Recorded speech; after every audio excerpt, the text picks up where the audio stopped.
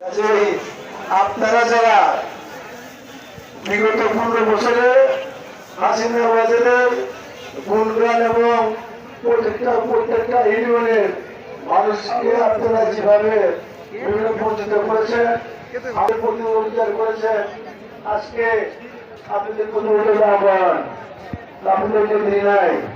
আপনারা জানেন এই যে ক্রিয়ার করে দিল আল্লাহ ভবন আসা খুব দুষ্কর, কারণ বিভিন্ন মামলায় তার ইতিমধ্যেই আন্তর্জাতিক আদালতে তার মধ্যে 11টি মামলা হয়েছে।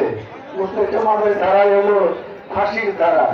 কাজে ভারত থেকে আসার তার জন্য অত্যন্ত দুর্বল বিষয়।